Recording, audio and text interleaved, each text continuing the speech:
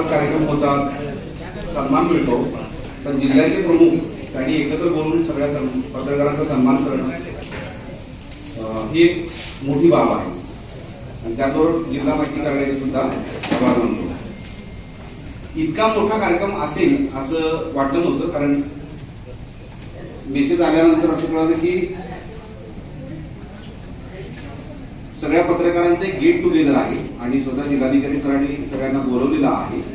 सत्कार वगैरे करतील किंवा असं सत्काराच्या कार्यक्रमाचं स्वरूप राहील असं कळलं नव्हतं. नाटक मी सुद्धा तयारी करून आलो असतो घरी. भाषण करायचं आता सरांनी सांगितलं.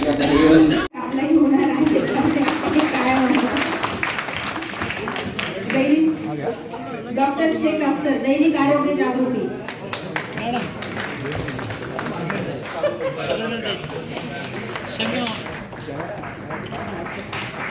यानंतर सुधीर जाधव यांनी यायचे न्यूज 18 लोकमतचे कॅमेरामन. असे आम्ही एक नंबर आहोत त्याच्यामुळे. यानंतर साम टीव्हीचे मोहम्मद इरफान यांनी यायचे सत्कारासाठी. मोहम्मद इरफान, साम टीव्ही.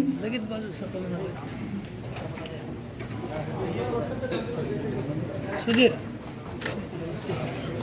मान्यवरांना विनंती आहे आपण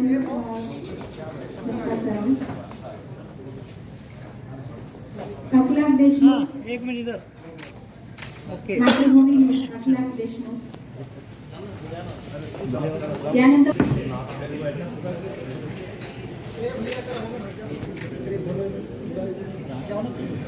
ज्येष्ठ पत्रकार रमेश गावा आपल्याकडे उपस्थित आहेत. त्यांनी या सत्कारासाठी पुढे यावं. एक मिनिट. ओके.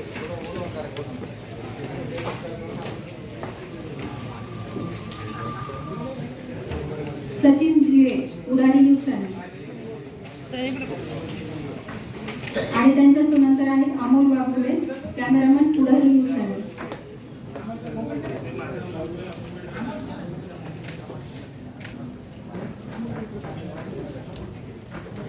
टाळ्या पाहिजे तो सत्कार होतो. यानंतर दैनिक जागरणचे अब्दुल हादी शेख.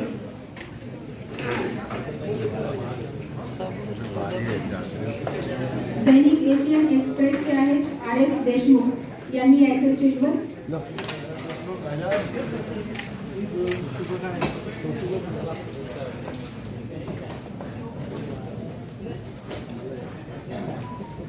शेख जाकीर, दैनिक औरंगाबाद टाइम.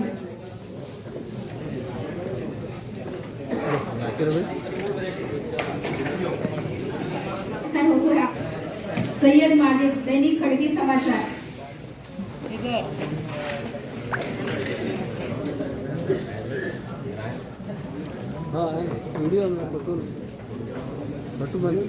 शेख जाकीर, MCN समाचार.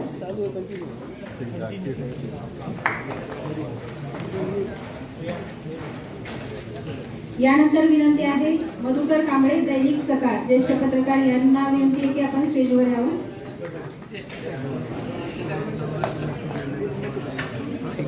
अर्थर चिस्ती, ACN न्यूज.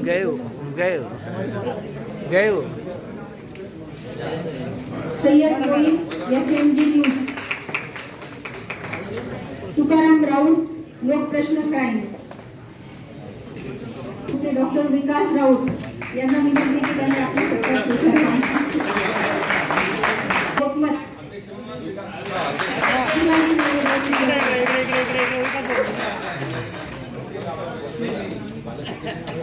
सय्यद इस्माईल, औरंगाबाद. चालू करो. लोकरत्न. चालू आहे ना. कोणतं आम्ही चालू आहे. मेराज खान.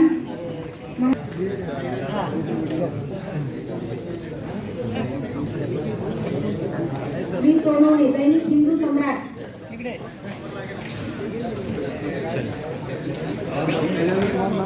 दैनिक पुण्यनगरीचे विजय भावुरे यांना विनंती आहे की आपण या पहिले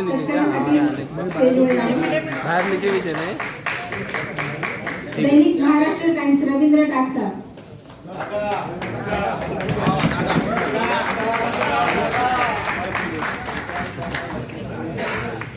स्मार्ट गोदावरी, दैनिक स्मार्ट गोदावरी.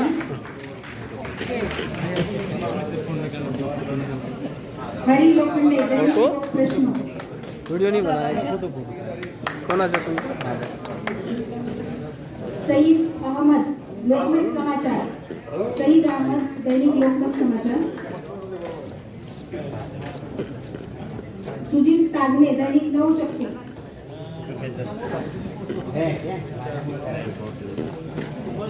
फैयाज सौदागर, औरंगाबाद समाचार. प्रतिनिधी एकमेव आदित्य वाघमारे यांचे स्वागत. जागृत बोलके आहे ना सर.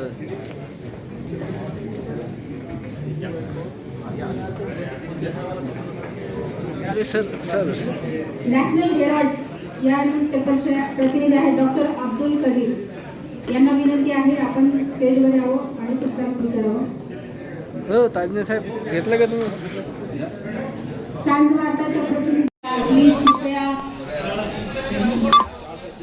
पण दैनिक शब्दमत यांनी यावं. एडी त्यावेळेस जसे असल्या त्याच पद्धतीनं काही प्रमाणामध्ये आज सुद्धा बऱ्याच समस्या आणखी सुद्धा तशाच आहे. म्हणजे त्या काळात पत्रकारांनी अनेक आपल्या राज्यामध्ये आपण अनेक उदाहरण घेतो. लोकमान्य टिळकांनी केसरी सुरू केली आणि केसरीमधून जेव्हा लिखाण सुरू केलं तेव्हा इंग्रजाची काय अवस्था झाली होती आपल्या सगळ्यांना माहिती आहे. आणि त्या काळामध्ये मग वेगवेगळ्या समाज सुधारकांनी फक्त समाजाला जागृत करण्यासाठी आणि समाजाच्या जागृत स्वरूपाच्या माध्यमातून ब्रिटिशाला सळोकी पळो करून सोडण्यासाठी वेगवेगळ्या माध्यमातून पत्रकार समोर आले. वेगवेगळे वर्तमानपत्र समोर आले, साप्ताहिक समोर आले, मासिक समोर आले. आणि त्यानंतर मग बाबासाहेब आंबेडकरांनी अनेक याच्यात मधून दिले. आपल्या महाराष्ट्र कर्नाटक सीमा प्रश्नाच्या अनुषंगाने अनेक पत्रकार समोर आले. प्रति यात्रेने अनेक माध्यमातून अनेक पत्रकारितेच्या माध्यमातून अनेक जळजळीत लेख लिहिले. लोकमान्य टिळकांचे तर सरकारचे डोके ठिकाणावर आहे का लिहिण्यापासून वेगवेगळ्या वक्तव्याच्या माध्यमातून शासनाला त्या काळाच्या एक आपल्या देशातल्या नागरिकांच्या सुखसुविधेसाठी कसं बाध्य केलं हे सगळा इतिहास आपल्या समोर आहे. परंतु आजच्या परिस्थितीमध्ये सुद्धा आपल्याला अनेक समस्या जशा सामाजिक असतील, राजकीय असतील, आर्थिक असतील ह्या कमी अधिक प्रमाणामध्ये आज सुद्धा उभ्या आहेत. पत्रकारितेमध्ये फक्त कुठली तरी घडलेली घटना समोर आणायची, लोकांच्या समोर मांडायची इतक्या मर्यादितसाठी पत्रकारितेकडे बघून आपल्याला चालणार नाही. आज आपण विकसनशील देशाकडे वाटचाल करत असताना आपण सर्वांनीच एक छोट्या कुठल्या तरी उद्देशासाठी आपली पत्रकारिता किंवा आपली कलम चालवण्यापेक्षा त्याचं उद्दिष्ट महान कसं करता येईल, ज्याच्यामुळे समाज सुधारेल, देश सुधारेल, आपल्या देशाच्या राज्याच्या नागरिकांची सुधारणा होईल, या दृष्टिकोनातून आपल्याला उद्दिष्ट आपल्याला बदलता येतील. ज्या आजही प्रथा, वाईट प्रथा समाजामध्ये त्याच्यावर आपल्याला पत्रकार म्हणून तुटून पडता येतील का? मग ते भ्रष्टाचार असेल, सामाजिक समस्यांमध्ये PCPND सारखे गर्भलिंग तपासणीचं प्रमाण असेल, मुलामुलीचं प्रमाण विषम होत चाललेलं आहे मोठ्या प्रमाणामध्ये, लहान मुलांमध्ये व्यसनात्मक चाललेली आहे, मुलींची छेड पहिलं महाविद्यालयामध्ये होती आता त्या शाळेमध्ये निर्माण झालेली आहे, आई वडिलांना वयोवृद्ध परिस्थितीमध्ये बाहेर टाकून देण्याच्या पद्धती मोठ्या प्रमाणामध्ये वाढायला लागल्या, अनाथ आश्रमामध्ये वृद्धाश्रमामध्ये जागा पुरवण्याची झालेली आहे, ड्रग्ज सारखे अनेक घातक पदार्थ समाजामध्ये मोठ्या प्रमाणावर पसरत चाललेले आहेत. आजही डोमेस्टिक व्हायलन्स, कौटुंबिक अत्याचारांच्या मोठ्या घटना समोर आपल्या येत आहेत. तर या सगळ्या प्रथेविरुद्ध फक्त प्रशासनाने किंवा काही विशिष्ट घटकांनी किंवा काही NGOनीच लढून ते समस्या मिटणार नाहीये. कायदे अनेक क्षेत्रामध्ये झालेले आहेत, फक्त कायदे करून त्या समस्या निपटलेल्या नाहीत.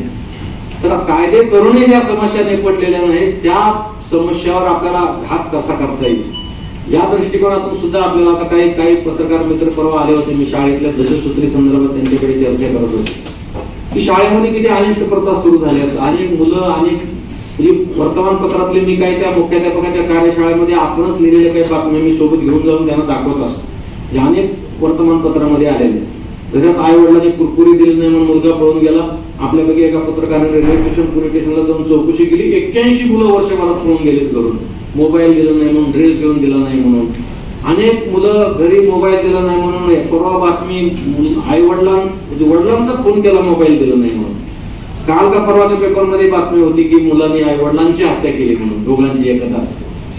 म्हणजे हा समाज इतका कुठंतरी चाललेला आहे आणि हे जर असंच आपण बघत राहिलो तर 5-10 वर्षांना फार बिकट परिस्थिती येण्याची शक्यता निर्माण झाली. आणि म्हणून संस्कार आणि संस्कृती ही हळूहळू जशी लयाला चाललेली आहे, त्यामध्ये आपल्या माध्यमातून, आपल्या कलमाच्या माध्यमातून, आपल्या कलमच्या माध्यमातून आपल्याला वेगवेगळ्या पद्धतीनं समाज जागृत करता येईल. ही परिस्थिती आज सुद्धा पत्रकारांसमोरचे पण अनेक आव्हान आहेत. त्यावेळेस त्या काळामध्ये होते, ब्रिटिश काळामध्ये, स्वातंत्र्यपूर्व भारतामध्ये पण आव्हानं होते. आज स्वतंत्र भारतामध्ये आपण राहत असलो तरी पत्रकारासमोरचे आव्हानं काही कमी झालेले नाही. आज सुद्धा अनेक आव्हानाला समोर आपल्याला जावं लागतं. अनेक बिकट परिस्थितीमध्ये आपण वृत्तसंकलन करतात, अनेक आरोप प्रत्यारोप आपल्यावर होत असतात, अनेक नावं आपल्याला ठेवले जातात. मी आता आपल्यापैकी एकदम एखादी बातमी जेव्हा आलेलो, त्या बातमीने एक जण सुखी होतो, एक जण दुःखी होतो, एक जण खुश होतो, एक जण नाराज होतो. त्या पद्धतीनं आपली लेखणी चालत असताना एक एक शब्द आपला किती तोलामोलाचा असला पाहिजे ह्याचा विचार आता प्रत्येकाने करण्याची गरज निर्माण झाली. मी अमरावतीला एक हिंदुस्तान पेपर आहे, त्याचे संपादक आहे माझे विलास मराठे म्हणून. परवा आले होते इथं, आपल्या काही मित्रांना मी मिळवलं होतं आमच्या गणपतीच्या वेळेस. तिथं मी अमरावतीला 10 वर्ष होतो. पूर्ण पेपर त्या पेपरला मला एखाद्या व्यक्तीनुरूप बातमी मला कधीच दिसली नाही. मी त्यांना एका दिवशी चहाला बोलून विचारलं, बरं तुम्ही कसं काय असं, म्हणजे तुमचं काही हे आहे, तुम्ही काय म्हणजे घाबरता का? आता आमच्याकडून चुका झाल्यात, मी महापालिका आयुक्त होतो, माझ्याकडून भरपूर चुका झाल्या, तुम्ही माझ्या एचओडी बद्दल तुम्ही असं कधीच लिहिलं नाही. तर त्याने त्यांचे जे हम मराठे म्हणून जे संस्थापक अध्यक्ष होते त्या पेपरचे, त्यांनी एक सांगून ठेवलेलं आम्हाला की कुठल्याही व्यक्तीची बदनामी होईल आणि त्या व्यक्तीला नंतर जगणं नकोसं वाटायला लागेल अशी बातमी आपल्या वर्तमानपत्रात कधीच द्यायची नाही. तुम्हाला जर काही चूक आढळली तर तुम्ही 2-4 लोक घेऊन जा त्यांच्या चेंबरला, त्यांच्या ऑफिसमध्ये जाऊन त्याची काय कानउघडणी करायची करा, पण वर्तमानपत्रात ती बातमी द्यायची. जिल्हाधिकारी सरांच्या हातात ते काही नसते आपल्या सगळ्यांना कळतं, परंतु जिल्हा पातळीवर त्याबद्दल आवाज उठवणं गरजेचं आहे. कारण पत्रकारांनी जे काही विषय मांडलेले आहेत ते महत्वाचेच आहेत. सगळ्यात आधी मी जिल्हा प्रशासनाचे आभार मानतो, कारण असंही सत्कार आणि सन्मान आमचा अविनासा झालेला आहे जिल्हा. त्यात हा सत्कार आणि हा सन्मान आमच्यासाठी अत्यंत महत्वाचा आहे. पत्रकारिता काय आहे हे सांगण्याची माझी तेवढी बुद्धी नाही, मात्र पत्रकारिता आज फार वेगळ्या विषयावर गेलेली आहे. प्रत्येक पत्रकाराला त्याच्या बातमीवरून त्याची जात कोणती विचारला जाते. त्याचा सर आपल्या वतीने त्याच्या काही करता येत असेल तर बघावं, कारण प्रत्येक ठिकाणी पत्रकाराला आता त्याच्या जातीवर मोजलं जाते. खास करून आता बीडचं जे प्रकरण झालं तेव्हापासून, आणि त्याचा फटका सगळ्यांना बसतो. पत्रकारिता करावी की नाही करावी या विचारात मी तरी सध्या आहे. आणि सुदैव माझे हे आहे की ज्या जातींमध्ये संघर्ष सुरू झाला त्या दोन्ही जाती कमी नसल्यामुळे थोडासा सुखी आहे. सर यामध्ये प्रशासन आणि पत्रकार यांच्यामधलं नातं साप आणि मुंचाचं हे आपल्याला वेगळं सांगायची गरज नाही, परंतु पत्रकार प्रशासनाच्या बाबतीत पॉझिटिव्ह असतो, असायलाच हवं, परंतु तो फार काही अधिकाऱ्यांच्या जवळ जायला नको, कारण पत्रकारितेवर त्याचा परिणाम होत असतो. बरेच मित्र हसायला लागले माझे इथं. सर विशेष करून पत्रकारांची जे काही समस्या आहेत ना त्याबद्दल मी एक समस्या मांडतो की पत्रकारांवर आजकाल हल्ले खूप झालेले. ग्रामीण भागामध्ये आमचे जे नवीन पत्रकार आहेत ज्यांना ऑर्गनायझेशनचं बळ नाही किंवा त्यांची फार मोठी ओळख नाही, अशा लोकांना टार्गेट करून मारलं जातं. त्याबद्दल जिल्हाधिकारी आणि पोलीस प्रशासनाने जो काही कायदा आहे पत्रकारांचा तो जर व्यवस्थित राबवला गेला तर त्या घटनांमध्ये थोडीशी घट होईल. या घटना थांबतील असं नाही, कारण पत्रकारितेमध्ये पत्रकार म्हणून बऱ्याच गोष्टी आहेत ते मी इथं बोलणं योग्य नाही, कारण तो पत्रकार खरा आहे का इथूनच सुरुवात होते. ज्यावेळेस एखादा हल्ला होतो, एखाद्या पत्रकाराला त्रास होतो, त्यावेळेस तो खरा पत्रकार आहे का विचारलं तर हे आमच्यासाठी अत्यंत दुर्दैवाची बाब आहे. कारण पत्रकार हा काही फक्त डिग्री होऊनच पत्रकार होऊ शकतो अशातला मानणारा मी नाही, किंवा तो घरात बसून पत्रकारिता करतो का रस्त्यावरून पत्रकारिता करतो हे सुद्धा आता या जगामध्ये आपल्याला त्याचं हे करतो. ज्येष्ठ होता आणि पत्रकार निवृत्त झाल्यानंतर ज्येष्ठ होतो 60 वर्षानंतर, ही काय किमी आहे मला माहित नाही. दुसरं असं ऍक्रेडिटेशन देताना त्यांना असं म्हणलं ज्येष्ठ पत्रकारांचं किंवा त्यांना पेन्शन देताना अट अशी आहे की तो इन्कम टॅक्स भरणारा नसावा. 2005 पर्यंतचे जेवढे लोक सर्व्हिस मध्ये आले क्लास 1 सुपर क्लास 1 ते काय इन्कम टॅक्स भरत नाहीत का? त्यांना पेन्शन मिळत नाहीत का? मग पत्रकारांसाठी ही अट का? दुसरं, पत्रकारा गेल्यानंतर म्हणजे तो निधन झाल्यानंतर फॅमिली पेन्शन नाही का? तुम्ही देताय 10,000 रुपये तुटपुंजी पेन्शन आणि त्याच्या फॅमिलीला तीही पेन्शन मिळत नाही. तर ह्या ज्या अटी आहेत त्या अटी काढून टाकाव्यात आणि जेवढे सहज अक्रेडिटेशन देता येईल पत्रकारांना जे कित्येक वर्ष काम करतात. आता सध्या अट आहे 30 वर्ष काम करावं आणि 60 वर्ष, परंतु आज आणि ह्याच्या पुढं या क्षेत्रामध्ये 30 वर्ष कुणीही वर्ष टिकणार नाही, 30 वर्ष कुणी काम करणार नाही. ती अट शिथिल करावा आणि जास्तीत जास्त पत्रकारांना अधिक स्वीकृती कशी मिळवून देता येईल ते आमचे जे अध्यक्ष आहेत, विभागीय अध्यक्ष माधव सावरगावे, मिलिंद दुसाने साहेब आणि जिल्हाधिकारी साहेब यांनी याबाबत काहीतरी तोडगा काढून पत्रकारांना कशा जास्तीत जास्त योजना आणि अधिक स्वीकृती मिळवून देता येईल या दृष्टीने त्यांनी प्रयत्न करावा अशी माझी विनंती आहे. मला बोलण्याची संधी दिली त्याबद्दल धन्यवाद.